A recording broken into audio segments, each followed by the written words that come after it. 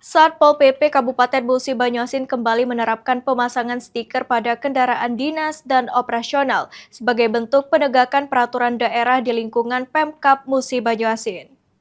Yang megang ini juga.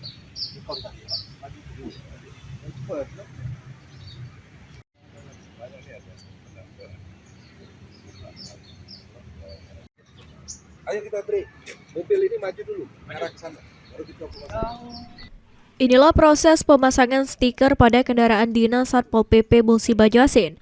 Pemasangan stiker bertujuan agar kendaraan dinas dapat teridentifikasi secara jelas sebagai aset pemerintah daerah.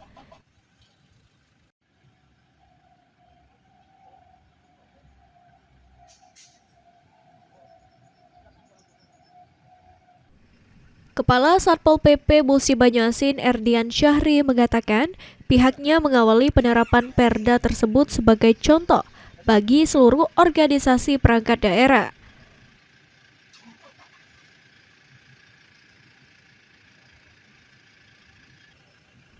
Erdian menegaskan aturan tersebut wajib dipatuhi oleh seluruh OPD dan dinas sebagai bagian dari tertib administrasi dan pengawasan penggunaan kendaraan dinas.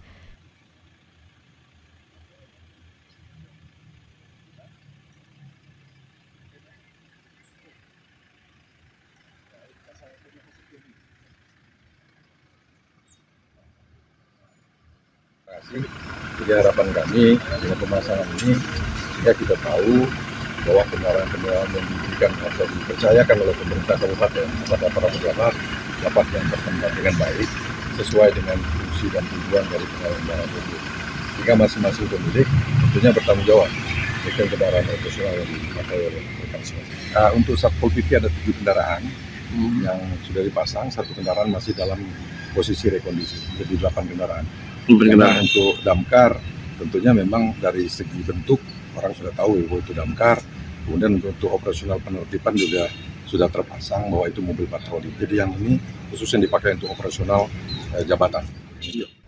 Dengan penerapan ini, Satpol PP Musi Banyuasin berharap seluruh OPD dan dinas di lingkungan Pemkab Musi Banyuasin dapat mematuhi peraturan serta meningkatkan akuntabilitas penggunaan aset daerah. Ruzi Iskandar, PAL TV.